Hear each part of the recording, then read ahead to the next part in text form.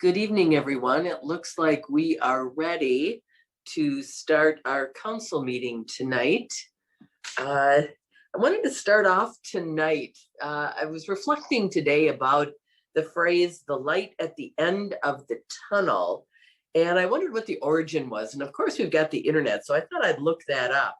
And the earliest recorded use of it, according to the internet, of course, is that it was used back in 1879 by George Eliot, who used it in a letter referring to a recent bout with an illness. That kind of grabbed my attention, since you can obviously tell that I've got a head cold and laryngitis going on. But I found that very interesting. It was also used in the Saturday Review. In 1960, General Westmoreland used it in reference to the Vietnam War. And then it seems to be a famous phrase that many leaders have used through since then to talk about coming out of a time of despair or great difficulty. And I think that that is an appropriate phrase to describe where we are right now with the governor's new executive order, which, that he issued last week. It's really, I think, the most significant rollback since the start of the pandemic. In that same press conference, I think he announced that the state fair is back on. I am pleased to tell everyone, including our residents and our council, that Maplewood is going to have fireworks this year. Now, it will be a bit scaled back. It won't be the all-day event that we've had in the past, but we are going to be able to enjoy fireworks on the 4th of July. So, council members, what does this all mean for us? In light of the governor's new executive order, council meetings and commission meetings, we are going back to meeting together, which I'm really looking forward to doing. We are going to be returning to in-person meetings July 1st to coincide with the governor's executive order. We will be dissolving the mayor's emergency powers and returning to a bit of more normalcy. There will be more information following about this because staff obviously has to once again pivot, which is another phrase that we have, at least a word that we have used throughout this pandemic. We have done a lot of pivoting, and now we are pivoting back to in-person meetings that we can return safely and continue to do the good work of the city. Now, tonight I'll be asking City Attorney Ron Beatty to give us just a little thumbnail of what we can expect as we return to in-person meetings. So that will be July 1st, commission meetings and council meetings after that time will be in person. Mr. Beatty, are you on the line with us? Yes, Madam Mayor, I am. Thank you. Could you just give us a brief summary? I'm sure that we will be getting more information about this and also about a resolution for the council so that we can go back and, dissolve the emergency powers and all of that. But can you just give us a little bit of information, please? Sure, Madam Mayor, Council. As you indicated, the governor issued a new executive order last week, which has a couple of interim dates for removing most, but not all, of the emergency authorizations. It provides sort of it doesn't require that we go back to in-person meetings, but it does provide sort of a glide path, I would say, to that. The reason we have or are able to have remote meetings is based on two distinct but related issues. One is the existence of an emergency, and the second one is a declaration that in light of that emergency, it is unsafe for us to have in-person meetings. If we go back to March of last year, the governor issued a statewide peacetime emergency, which is still in effect, and actually nothing that he did last week with the new executive order changes any of that. And that statewide emergency has been renewed every 30 days since then and remains in place. On March 16th of last year, the mayor issued a local emergency, which invokes certain powers under the city's emergency statute or emergency ordinances. That emergency declaration only lasts 3 days unless it is extended by the city council, which the city council did do. And the resolution by which the council did that indicates that the local emergency will remain in place until rescinded by the council. So that piece of the equation is within the control of the city council. The same night, March 16th, the mayor also issued a declaration based on both the state and local emergency with regard to holding meetings remotely. That declaration has remained in place and is solely within the purview of the mayor. So if we go back to meetings, as the mayor just indicated she intends to do, it will be her authority and exercised in the form of either amending or revoking that emergency, that order with regard to holding remote meetings. We're not required to do that. We would not be required to do that until both of the emergencies, both the statewide and the local emergency, go away. But the mayor is certainly within her authority to change or terminate that declaration.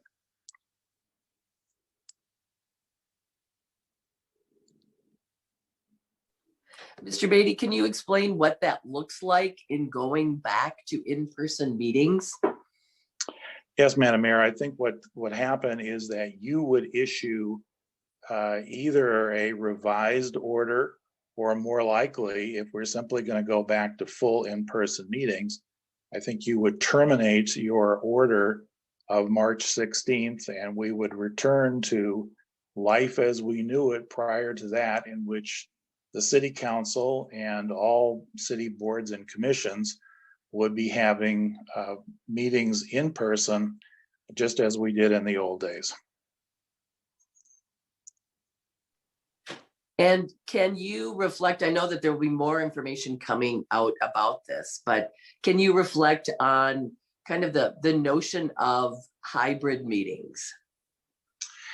Yes, Madam Mayor, many cities have had hybrid meetings. And by that, I mean meetings in which some persons are present physically and others are not. I think that has been largely a function of the degree of caution cities wanted to exercise. In some cases, it was sort of a practical constraint. The size of the council chambers often determined whether it was safe to have council, staff, and the public physically present at council chambers. Many cities had small facilities in which it was deemed not safe or practical to have that many people present. So cities have been doing that for some period of time. And so I did see a recent opinion, an iPad opinion, indicating that wasn't an option, but I do know that many cities have had hybrid meetings for some period of time. Thank you, Mr. Beatty. There will be more information coming out to the council, and also I'm sure we'll get information out on to all commission members, further information about pivoting back to the day to what hopefully is going to be a more normal existence. So thank you, Mr. Beatty, for that. And ladies and gentlemen, let us do the Pledge of Allegiance. I pledge allegiance to the flag of the United States of America and to the republic for which it stands, one nation, under God, indivisible, with liberty and justice for all. Ms. Sint, would you please do the roll call for us? Councilmember Juneman. Here. Councilmember Knudsen. Here. Councilmember Villavicencio. Here. Councilmember Cave. Here.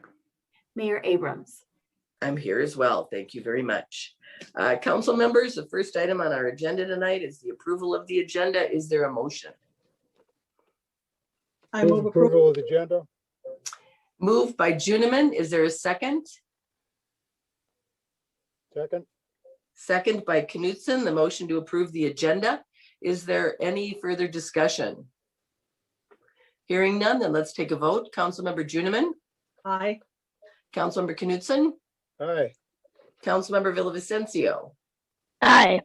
Councilmember Cave. Aye. And I vote aye as well. Moving on to the approval of the minutes, we have the April 26th, 2021 City Council meeting minutes. Is there a motion? I move approval of the minutes of the April 26th, 2021. Second. Moved by Cave, seconded by Juniman. The motion to approve the minutes of the April 26th, 2021 City Council meeting minutes. Is there any further discussion? Hearing none, then let's go to a vote. Councilmember Juniman. Aye. Councilmember Knutson. Aye. Councilmember Villavicencio. Aye. Councilmember Cave. Aye. And I vote aye as well.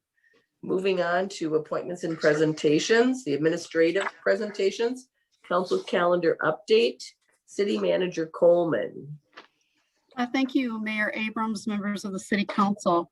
The council calendar is just intent is to just provide you a snapshot of what's coming up at our upcoming meetings. On May 24th at our workshop, we're going to have our first discussion about the American Rescue Plan, a funding overview, and also to talk about the general fund surplus discussion, how those funds are tied, and some of the recommendations and some of the just the general numbers will be presented, and we'll have a discussion with you. And if need be, we'll continue that discussion to the next workshop. On June 14th, we're also going to, at the council meeting, talk about the CIP, the 2022 to 2026 CIP. And at the workshop prior, we're going to hear a discussion and a review of the ponds of Battle Creek, where we're at with that. By this time, Ramsey County will have had a presentation on the findings. And so we'll also hear a little bit about that, and then where we're at in the process and how we wrap that up and move forward. On June 28th, the workshop will be a continuation discussion of the ARP allocations if the council sees a need to do so. And then we're also going to have a presentation from Washington County regarding the county highway or Highway 36 corridor transit study. And that study involves Highway 36 from Stillwater all the way down to where it intersects with I-35. So we'll hear about what that is all going to involve and what we need to do to be a part of that process. We'll also have our first discussion on the administrative hearing ordinance or process.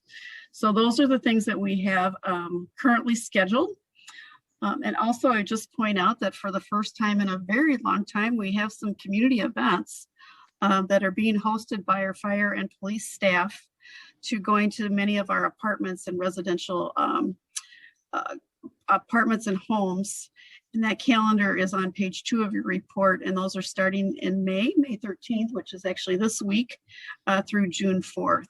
And so I do believe that your presence would be welcome if you wanted to stop by. But it's just nice to see that we've got some engagement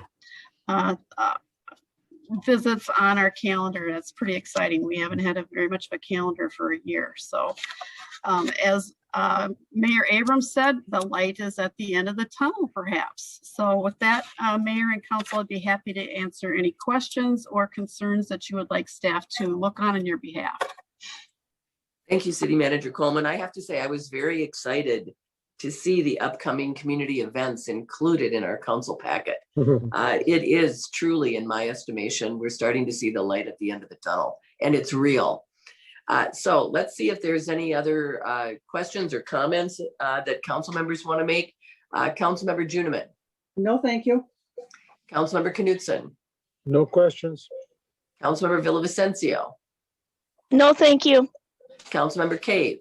No questions. And if anyone is interested in those community events, they will be posted on our city website.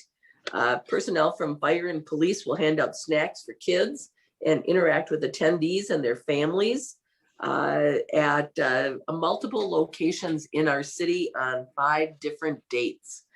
Looking forward to that. Moving on, we had no council presentations tonight. And so next we have the Parks and Rec Commission 2020 annual report. And I believe Audra Robbins is going to be doing that report. Ms. Robbins, are you on the line? I am. Thank you, Mayor and members of the council. Can you hear me all right? Yes, we can. Welcome. Okay. All right. Well, I'm here tonight to present the Parks and Recreation Commission's 2020 annual report. Our chair, Dorothy Molstead, would have loved to have been here, but she was not able to make it. So I am going to fill in for her tonight. The Parks and Recreation Commission, or PRC for short, approved their 2021 goals at their April 21st meeting, and tonight is seeking council's approval of their annual report that includes those 2021 goals. So just a little background, the Maplewood Parks and Recreation Commission, or PRC, is a 7-member volunteer advisory board consisting of Maplewood residents committed to promoting parks and recreation issues. The commission provides recommendations to the city council on all issues of park acquisition, development, open space trails, and leisure programs. And the Parks and Recreation Commission works closely with city staff to implement the mission of the department. And as everyone knows, last year was a challenging year on all fronts, and Parks and Recreation Department was no exception. But we had a wonderful Parks Commission made up of 7 members, Craig Brannon, Terry Millette, our chair, Dorothy Molstead, Karen Papa, Kimmy Porter, Bruce Roman, our vice chair, Nikki Villavicencio, and our staff liaison, Bill Knutson.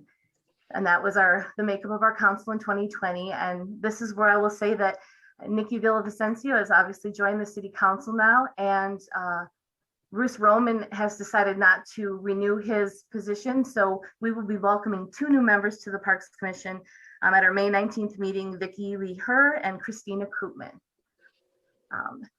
And I'm going to start out first with the challenges of 2021 or 2020. They brought some interesting challenges to the department. Due to the pandemic, our programming all but shut down, and our events had to be postponed. But at the same time, we saw increased usage of our parks, trails, and open spaces. There was a lot of demand because people needed to get outdoors and find a safe way to have recreation outside. So that was a challenge for the department. And the Parks and Rec Commission also had a transition to the online meetings that you spoke of earlier, and worked with staff very closely to adapt to the challenges that 2021 brought. Some examples of this were, we were able to offer 3 successful virtual programs that had the goal of getting people safely outdoors for fitness activities, geocaching, and environmental education. And we offered those 1 a month in June, July, and August. We began implementing trail improvements at the Nature Center that included 3 bridges that desperately needed to be repaired, repairs to the boardwalk, stairs that led up to the neighborhood, as well as a new observation deck. And our park maintenance crew, sorry about that, our park maintenance crew worked to extend our hockey rink at Afton Park. It was never regulation size, it was very small, and they took it upon themselves to build on the addition. So now it's a regulation hockey rink at Afton. And they also built a new compost enclosure at the Edgerton Community Gardens. And following safety protocols, we were actually able to have some restoration projects take place with volunteers. They were smaller in size, but they performed key services at our preserves and open spaces. So we were really happy to have them with us. And then the other big challenges for the departments were due to budgetary constraints and COVID, the uncertainties of it, the hard decision was made to close the Nature Center and cease programming in 2020.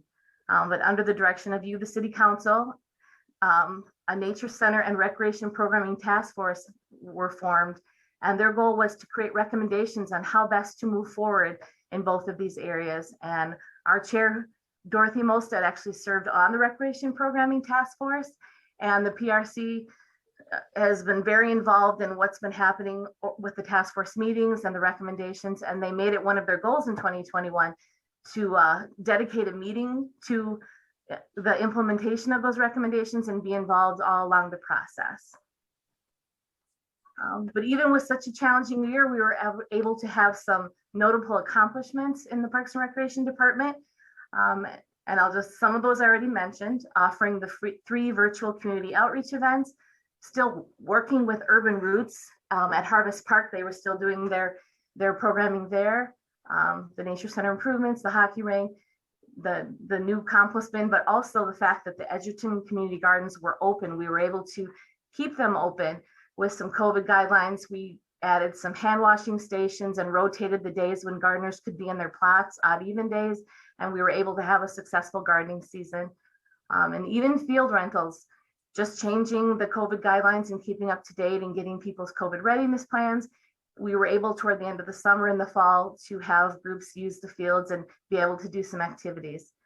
And again, the Nature Center and Recreation Task Forces were formed. And out of that were some short-term, midterm, and long-term recommendations that were created. And now we are in the process of implementing those. We did complete the Harvest Park master planning process. It's not completely done, but the process as a whole with the community process and coming up with the recommendations is done. And just in addition, the Parks and Recreation Commission weighed in on departmental updates throughout the year on various other topics. And the goals for 2021, the PRC wanted to make sure to stress that these goals are maybe far-reaching, but they still wanted to make them goals, and they know that successful completion of these goals may be affected by budgetary constraints or the state of the COVID-19 pandemic. But the goals are as follows: continue to implement the outcomes of the Parks and Recreation System Master Plan, staying on top of park improvements, find new ways to engage Maplewood residents in community processes, offer special events in whatever form that may take and with whatever partners that might be, and programming at a variety of parks, and make arts and culture a priority, ensure we're meeting the programming needs of the actively aging community, and offer inclusive wellness-based activities in our parks. They wanted to hold a dedicated meeting to review the implementation process of the Nature Center and Programming Task Force recommendations and receive regular updates. They find it really important to value the youth perspective and want to, now that we're coming out of the pandemic, to recruit and appoint a student PRC member as we've had in the past. Receive annual updates from the MCC and the YMCA, community groups, partners, and anyone else in the community looking for ways that we can all work together. They want to hold a meeting dedicated to connectivity and trails. And finally, to explore the idea of consistent signage that utilizes technology in our parks. And so with that, I will turn it back to the council for any questions.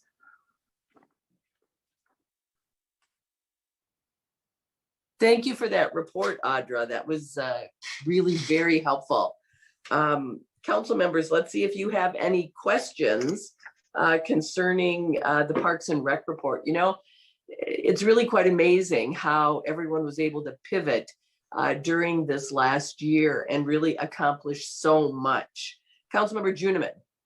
No questions, thank you. Good report. Councilmember Knudsen. No questions, but I did serve on the task force, and there's a lot of dedicated people. And I think they recognize what an incredible resource Maplewood Parks are for our community and actually for a greater community. So thanks, Audra. It's a great report. Councilmember Villavicencio. Thank you. I will just say, you know, I've always enjoyed being a part of the PRC in any form. And I think, you know, through everything that we've experienced lately, that it shows that the heart of Maplewood truly is like our parks and trails, because no matter what we've gone through, people in Maplewood and all over still use our parks and trails. So thank you all on the commission for the great work you do. Thank you for those comments. Councilmember Cave. Just a comment. I want to thank the commission, the PRC also for their commitment and going through this pandemic and doing such a wonderful job with a lot of adversity with this commission you had. Really, really well done. And the goals for 2021 look like, you know, they might be tough, but I think you guys are going to do it. And if there's anything the council can help with, in this changeover, we're here for you. So thank you. Thank you. Thank you, PRC commissioners. Thank you, Audra, for your report and all of your leadership on this. It's really been very helpful. So council members, moving on. The next agenda item is the consent agenda. We have 4 items on our consent agenda. Mayor, excuse me, I'm not sure if you made a motion to approve the annual report or not. Thank you for that. I move the approval. I was sipping on my tea. Sorry. Thank you very much. We do need a motion. Council I move members, the is there? approval. I move the approval and acceptance of the Parks and Recreation Commission 2020 annual report. I second. Moved by Juniman, seconded by Cave, the motion to approve the 2020 Parks and Rec Commission annual report. Any further discussion? Okay, then let's move to a vote. Councilmember Juniman, Aye. Councilmember Knutson, Councilmember Villavicencio, Aye. Councilmember Cave, Aye. and Councilmember Knutson will come back to you for the vote. I don't know if he's having a technical difficulty. Aye. Thank you. And I vote Big aye thumbs. as well. The motion passes. Now we're moving on to the consent agenda. Council members, is there a motion? I move approval of consent agenda items G 1 through 4. Second. Moved by Juniman, seconded by Cave. Consent agenda items G 1 through 4. Is there any further discussion? Mayor, Yes, Councilmember Juniman. thank you. Would just like to thank the finance director for the quarterly update financial report.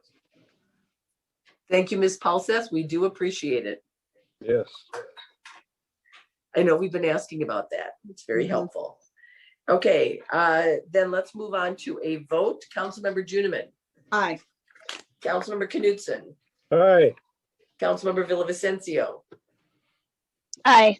Councilmember Cave, Aye. and I vote aye as well. We are now moving on to a public hearing tonight concerning a public easement vacation and lot combination resolution at Montana Avenue and Larpenteur Avenue. Just a brief kind of an outline on what is going to be happening. We will be hearing a staff report by Mr. Thompson concerning this particular issue. There then will be questions from the council of Mr. Thompson. When those questions are answered, I will then open up the public hearing. If there is anyone who wants to speak on this issue, Mr. Folds will advise us and he will help unmute them so that they will be able to speak for the public hearing. Anyone who wishes to speak will have 3 minutes concerning that issue. When we are done hearing from everyone, I will then close the public hearing. And then if there are any questions for staff, there will be an opportunity for staff to respond to any questions that come up. And then the council will deliberate and consider the resolution that's been provided to us in our packet. So with that, Mr. Thompson, would you like to take over and present on this issue, please? Thank you, Mayor Abrams and Council. Can you see my screen and hear me okay? Yes, we can. Thank you very much. Great, thank you. So Mayor and Council, Greg Junick and Jackie Monahan Junick own what are currently two large but undeveloped lots that you can see are in between Larpenteur Avenue and Montana Avenue. I've actually owned these properties for quite some time. And back in 2017, the city actually administratively approved a lot division to reconfigure the lots as they are currently in their current configuration. They've submitted an application to the city, which really just results in those two lots being combined into one single lot of record, which they intend to sell for the construction of a single family home. To accommodate the lot combination, they are requesting two actions from the council. The first is the subdivision to combine the lots.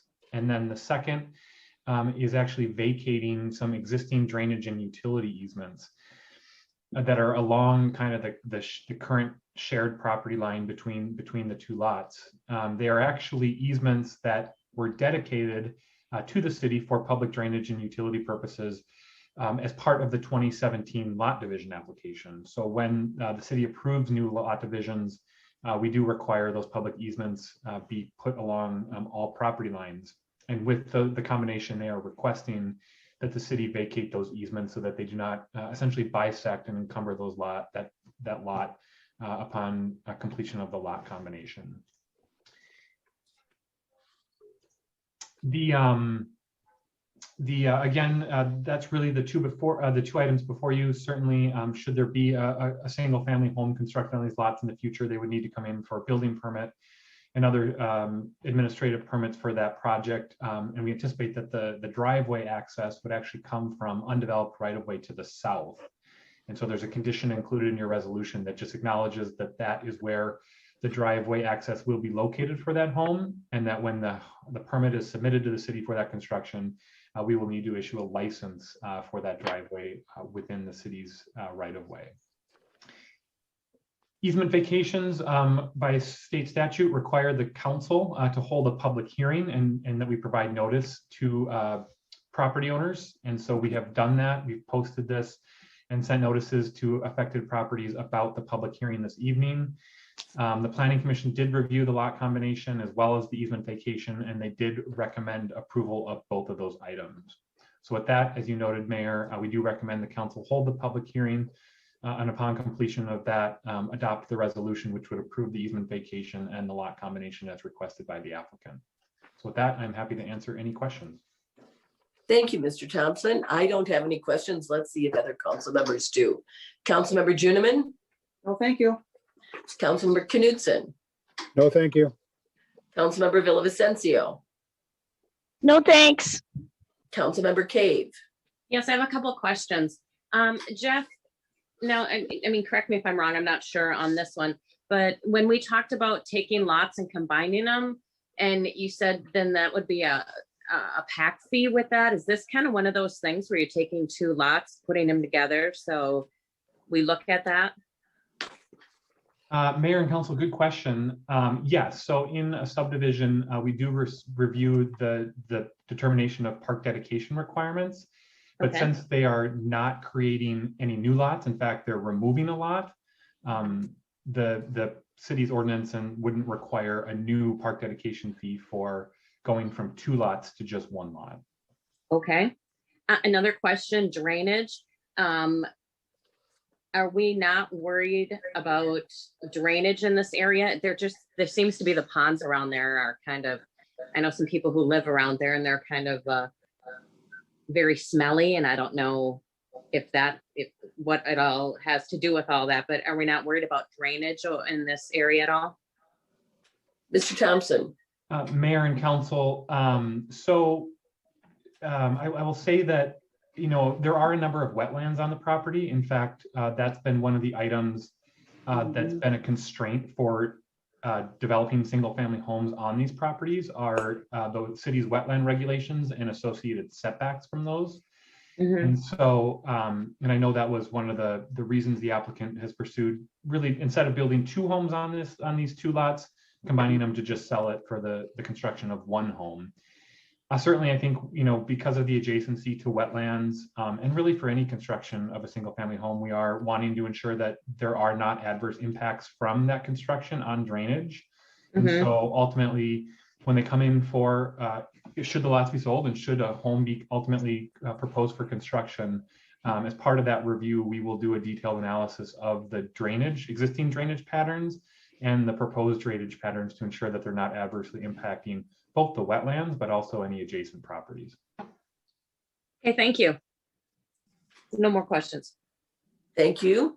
Okay, then we will move to the public hearing, and I will open the public hearing. Mr. Folds, I need your assistance. Do we have Oh. anyone on the line who is going to be speaking to us tonight? Good evening, Mayor and Council. We have 3 callers, and I will go through the process of allowing them to each speak and express interest if they have interest in speaking to it. So the first caller with the last 4 digits of 8639. You're now able to speak. If you would like to give public comment, please press *6 to unmute yourself. Again, that's caller with the last 4 digits of 8639. Please press *6 to unmute yourself and give public comment. Mayor, if it matters, I do believe this particular caller has an item on the agenda later on this evening. Okay. We'll move on to the next caller. Caller with the last 4 digits of 1289. 1289. Please press *6 to unmute yourself if you would like to give public comment.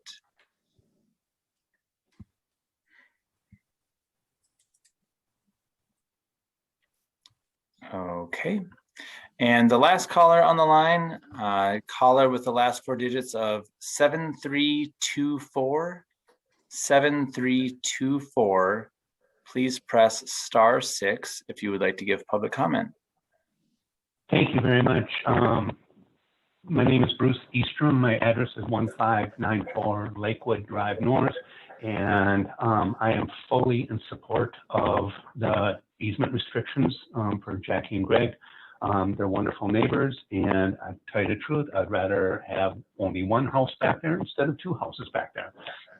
So I'm fully in support of this motion to get rid of the drainage easement or whatever they call it. So, and by the way, I want to also thank Mr. Michael Martin. He was very, very helpful. He's the Assistant Community Development Director. He was very, very helpful answering questions prior to this meeting. So shout out to him on a job well done. Thank you. Thank you very much for your comments. Mr. Folds, is there anyone else on the line for the public hearing? Mayor, there is not. Okay, hearing that, then I will close the public hearing, and there didn't seem to be any questions from anyone. Let me see if the council has anything else that they've thought of. Councilmember Juniman. No, thank you. It's very straightforward. Councilmember Knudsen. No, thank you. Councilmember Villavicencio. No, thanks. And Councilmember Cave. No questions. Okay, then council members hearing no questions, then there is a motion on page 85 of our packet. Would someone like to make the motion? I move to approve the attached public easement vacation and lot combination resolution for vacant lots located on Montana and Larpenteur Avenues. Second. Moved by Juniman, seconded by Knudsen. The motion to approve the attached public easement vacation and lot combination resolution for vacant lots located on Montana and Larpenteur Avenues. Is there any further discussion? Hearing none, then let's move to a vote. Councilmember Juniman. Aye. Councilmember Knudsen. Aye. Councilmember Villavicencio. Aye. Councilmember Cave. Aye. And I vote aye as well. Moving on to new business, we have 2 items under new business. The first is the on-sale wine license for Zen Ramen Maplewood. Ms. Sint, our city clerk, is going to be presenting on that. Thank you, Mayor and Council. So tonight for your consideration, we have a request for approval of an on-sale wine license for Zen Ramen. They are proposing to locate at 3000 White Bear Avenue, Suite 2. Just for reference, that is the building that currently has Aldi, Golden Corral, Hobby Lobby. Those are some of the main stores that you'll see there. So Zen Ramen, in addition to the wine license application, has also applied for a 3-2 on sale license. Now, that does not require council approval, so that's why it's not before you tonight. The reason they do that is that per state statute, the combination of a wine license and a 3-2 on sale license will allow them to serve both wine and strong beer. The owners of Zen Ramen are working with the city's health, building, and fire departments to get all the necessary permits taken care of and to meet all the code requirements. And while they are working on that, we have brought this to City Council as another step towards issuance. And then once all of the city approvals are received, we will let the state know, and they will do a state inspection and will give their approval, which is required before we, the city, can actually issue that wine license to them. For approval purposes, a background investigation three of them were conducted, 2 on business owners and then also on the establishment manager. Nothing was identified that would prohibit the issuance of these licenses. The chief has met with them on general expectations of alcohol service. And in addition, state alcohol enforcement will be working with them to provide guidance and best practice recommendations, as the state is quite involved with wine licenses. So tonight we are asking for approval of the issuance of the on-sale wine license for Zen Ramen Maplewood at 3000 White Bear Avenue, Suite 2, contingent on satisfactory results of building, fire, and health inspections. And the manager, Ms. Gar, is available. She is on the line, I see, and she is available for comments or questions if you have any.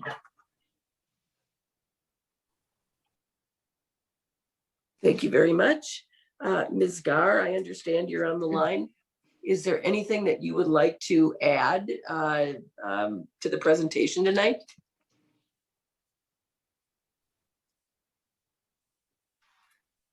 Mayor, if I may just remind the caller, you're allowed to speak now, but you do need to unmute yourself. So if you could please press *6 on your phone to unmute yourself.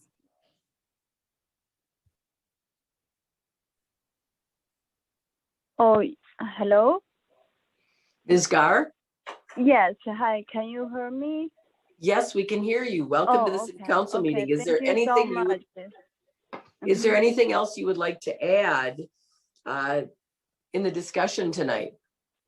Oh, I don't have any further question. Thank you so much for everything. Thank you.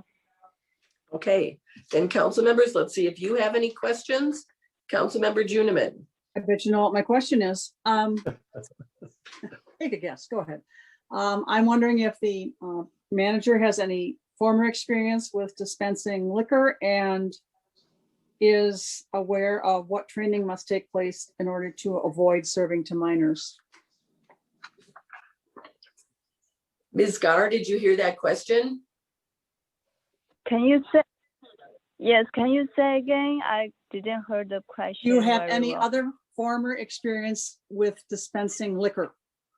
Oh, yes. I working for like a restaurant management like 5 years. So Okay. I have experience on the wine or any others manager experience. Okay, and you are aware of the training it takes for you and your help so that you do not serve to underage persons? Yeah, I know. Okay. I've been working for the H2 Ramen in the Rossville. Mm-hmm. So I've been to the management over there for a couple years and also on the Crazy Buffet. Okay, I just want you to know that in Maplewood, we are very, very sure we don't want any minors served liquor. Yes, I will take care on this. Thank you very much. Okay, thank you. Thank you, Ms. Gar. Councilmember Knudsen. No questions. Councilmember Villavicencio. Thank you. My question is more for staff. I was wondering, out of curiosity, how many licenses like this do we have in Maplewood? City Clerk Sint, do you have an answer for that? Thank you, Mayor and Council. So off the top of my head, I do not have the exact number of wine and 3-2 beer, but I do know that some of the locations that hold it would be like Napoli Kitchen, Tono Pizzeria, and there are others I would say were under 10 that hold that kind of a license. Does that answer your question, City or Council Member Villavicencio? Yes, thank you. Okay. Any other questions? Councilmember Cave, do you have any questions? No questions. Okay, then council members, we have a motion in the packet. Would someone like to make it, please?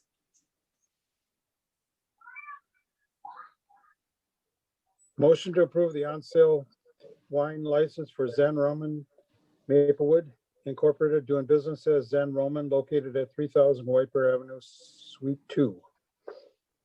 Is there a second? Second.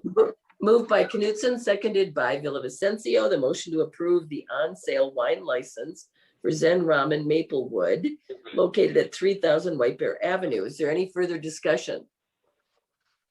Hearing none, then let's take a vote. Councilmember Juniman. Aye. Councilmember Knutson. Aye. Councilmember Villavicencio. Aye. Councilmember Cave. Aye. And I vote aye as well. Congratulations, Ms. Gar, and welcome to the wine license at your establishment. The next item, you're welcome. The next item is the letter of intent for land purchase to Barostos LLC. Mr. Thompson, this is yours as well. Thank you, Mayor Abrams and Council. So as you introduced, this item is related to land that the city owns at the intersection of County Road B and 61. The city's ownership of this land actually dates back to, I believe, the early 2010s and was acquired as part of the Trunk Highway 36 and English interchange project. As part of that larger roadway infrastructure project, it also included a realignment of the frontage road, what's also known as Maplewood Drive, at the intersection with County Road B. You may recall that there was previously a gas station on that corner, and Maplewood Drive actually intersected with County Road B west of that gas station in very close proximity to the intersection with Highway 61.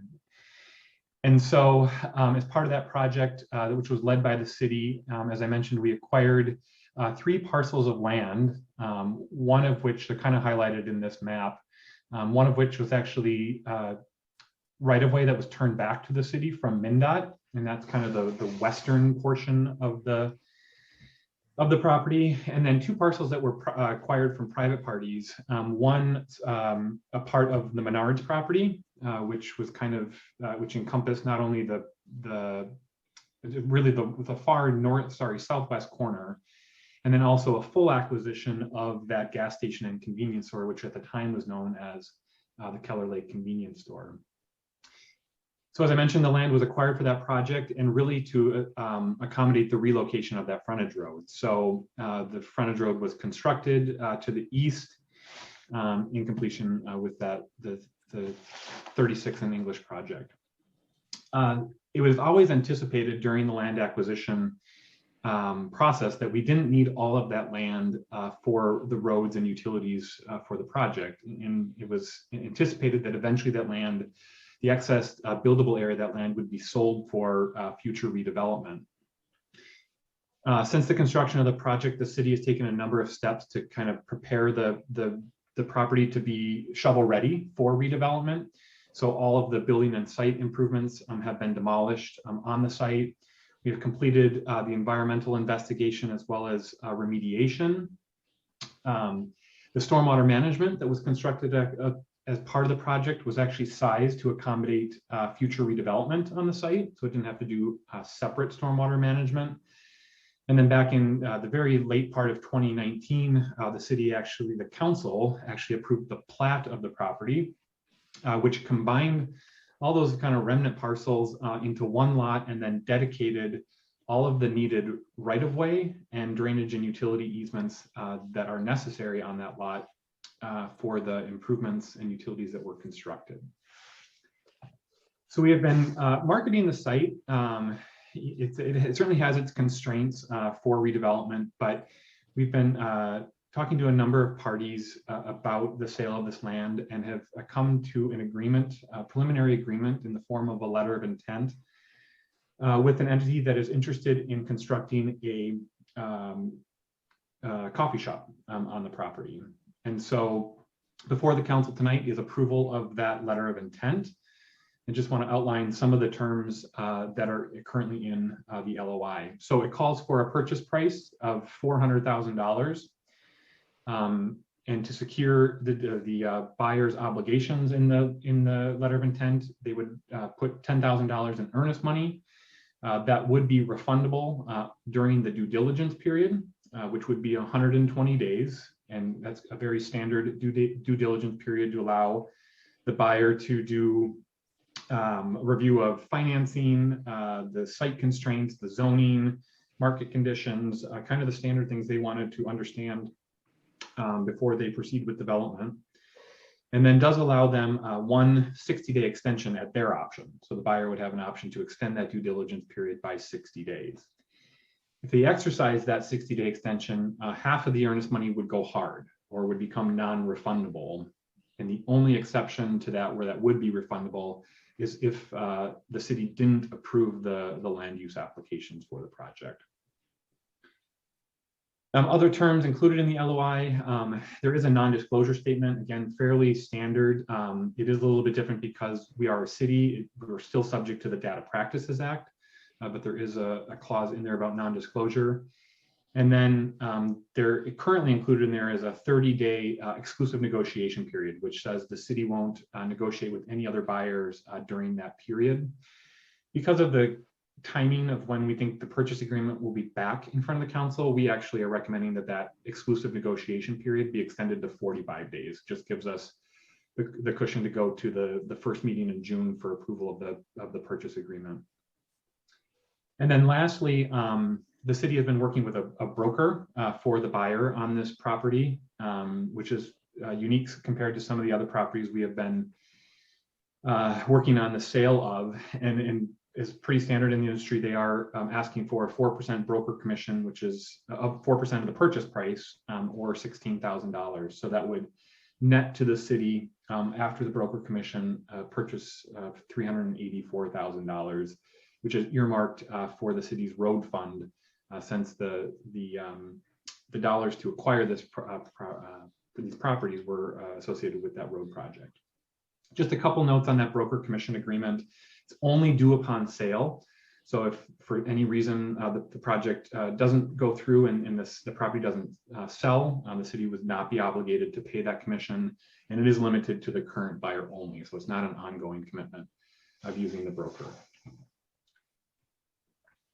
So we are recommending approval of the letter of intent and the terms with that one change to the exclusive negotiating period that I referenced. And should the council move forward with this, we will work with the city attorney to draft the purchase agreement with the goal of having that back in front of the council on June 14th. That would then start the due diligence period for the buyer. And then the next time the city would see the project, they would certainly still have to apply for any of the entitlements, which the property is zoned and guided correctly on our comp plan for commercial development. But as with any project, it would require design review and a conditional use permit, which would eventually come back to the council. So we are recommending approval of the letter of intent with Barostos for the sale of the property. And with that, I'm happy to answer any questions that the council may have. Thank you, Mr. Thompson. I have to say, I am very excited about the prospects of having a new coffee shop. I think that is a great location for a coffee shop. I've always thought that was a great location for a coffee shop. It's kind of the gateway into Maplewood on Highway 61. So I think that this is really pretty exciting. But let's see if there are any other questions. Councilmember Juniman. All I can say is glory, hallelujah. Finally a buyer for this piece, and I'm with you. I think a coffee shop is great, and anything's bound to be an improvement for what it used to be. It was wonderful. Thank you. Councilmember Knudsen. I support the project. I had a vision that it was going to be a drive-in where hot rods could hang out, but coffee shop's good. Councilmember Villavicencio. No questions. You know, as an avid coffee lover, I am definitely excited about it, and especially if it's a local business. Councilmember Cave. No questions. I just very much approve the project. Okay, council members, then we have a motion concerning the letter of intent with Barostos. Would someone like to make that motion? I move approval of the letter of intent with Barostos LLC for the sale of city-owned property at 2228 Maplewood Drive and a sale commission agreement with Equity Transwestern LLC. Second. Moved by Juniman, seconded by Cave. The motion to approve the letter of intent with Barostos for the sale of city-owned property and a sale commission agreement with Equity Transwestern. Is there any further discussion? Hearing none, then let's go to a vote. Councilmember Juniman. Aye. Councilmember Knudsen. Aye. Councilmember Villavicencio. Aye. Councilmember Cave. Aye. And I vote aye as well. What an exciting new business to come to Maplewood. Thank you very much for that. We have two other items on our agenda under award of bids. Mr. Love, we are now up to your portion of the meeting. Yes, good evening, Mayor and Council. Can you hear me okay? And can you see the map okay? Yes, we can. Great. So as you mentioned, this is the first of two projects we'll be speaking about tonight. This is the Montana-Nebraska project. You can see it here. It's located south of Larpenter and east of McKnight Road. The streets highlighted in black are the ones that are making up the project.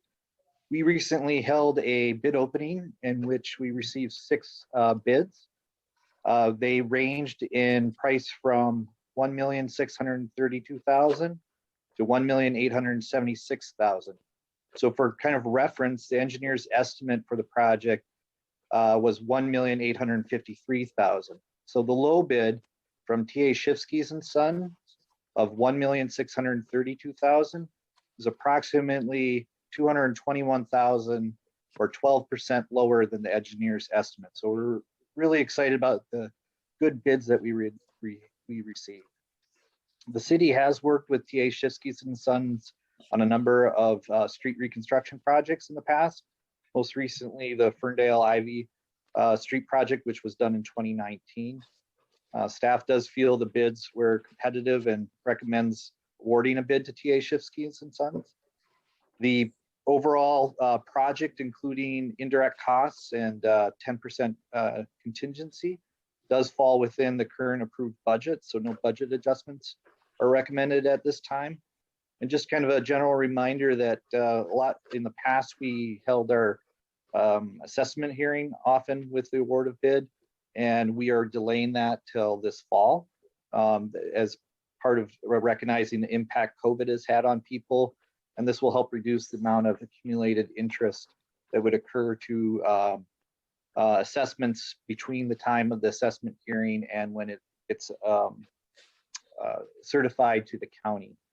Overall, the project, if we move forward with it, would begin construction in June and would complete construction in October. And with that, I'm available for any questions.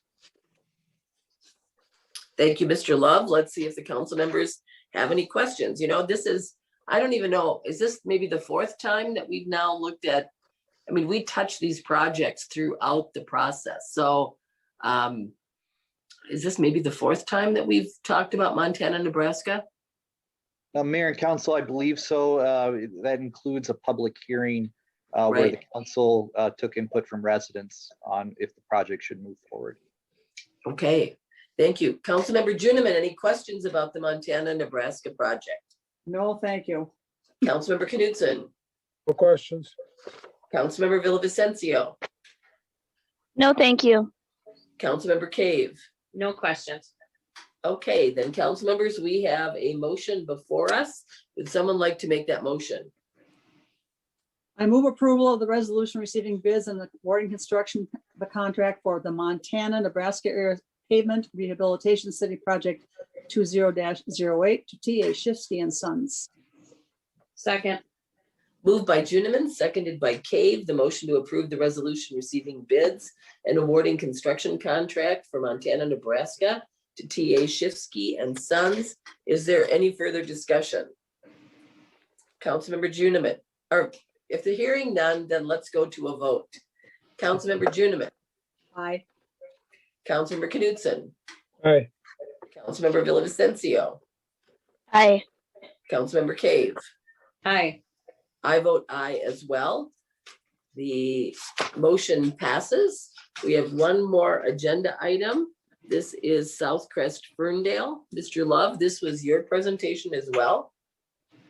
Yes, Mayor and Council. So I have the project map up here. It shows the streets that make up this project. Again, this is that continued investment that we've seen into the south leg of the city. So this lies south of Linwood and also south of Highwood, kind of in the middle between McKnight Road and Century Avenue.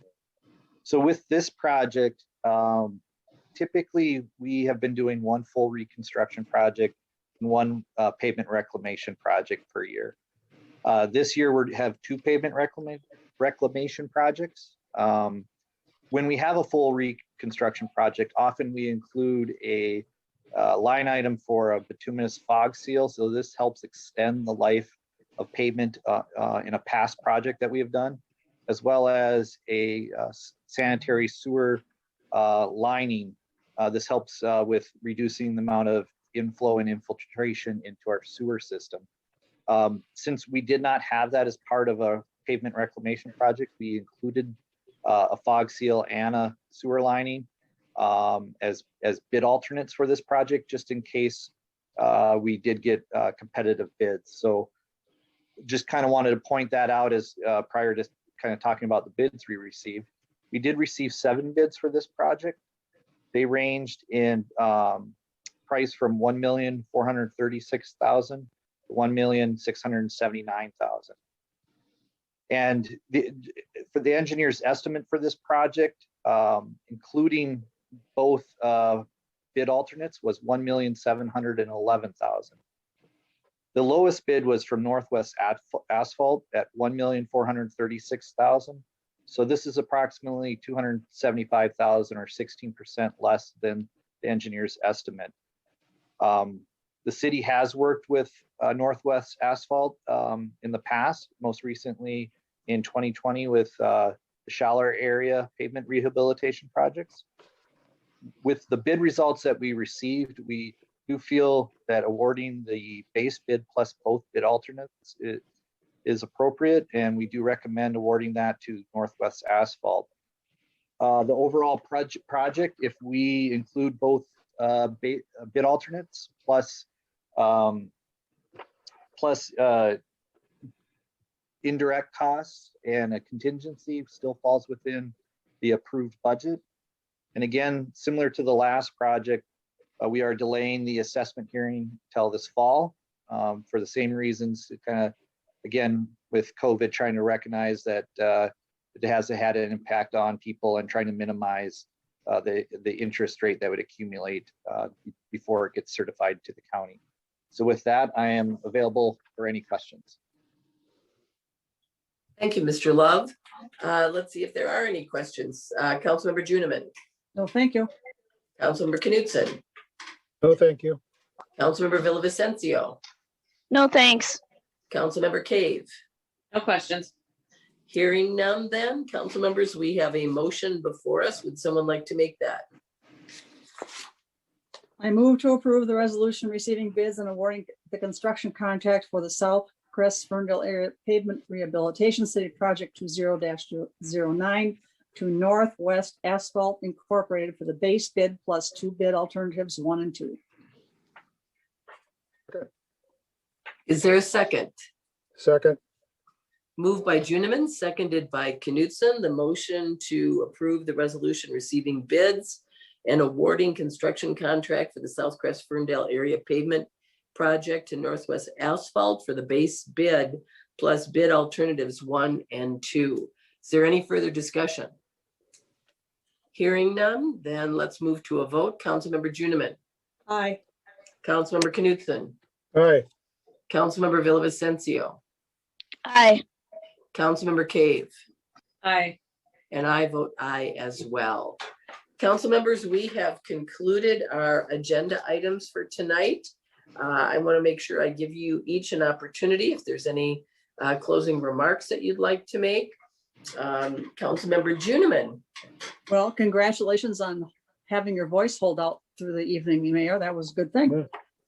Yeah. And I just think, even though this was a short meeting and we had a workshop, but just think of the exciting things we heard tonight from Lieutenant Beardeman and then from Ted Redmond and then our Parks and Rec annual report. As you've said before, Mayor, even in these times, some great things are happening in this city. So, and we owe it to our staff and our residents. So what a good night this was. Get better. Thank you very much. It's amazing what hot tea and lemon and honey can do. Councilmember Knutson. Just with all the great opportunities to get out and about, being vaccinated is kind of a nice feeling. So I hope everyone considers vaccination. It really is a public health measure. Thank you. Thank you. Councilmember Villavicencio. None tonight. Thank you. Councilmember Cave. Yes, I just want to thank all those mothers out there. Happy Mother's Day yesterday, and hope you all had a great day. Thank you. And I want to say thank you to the staff for continuing to do the really important work for our residents, for our businesses. You sure do help make our city an amazing place. I'm just so proud of all of the things, the initiatives that we have going on and the progress that we're making. And thank you everybody for all of your help. And thank you fellow council members. So with that, ladies and gentlemen, we are adjourned. Good night. Good night. Thank you.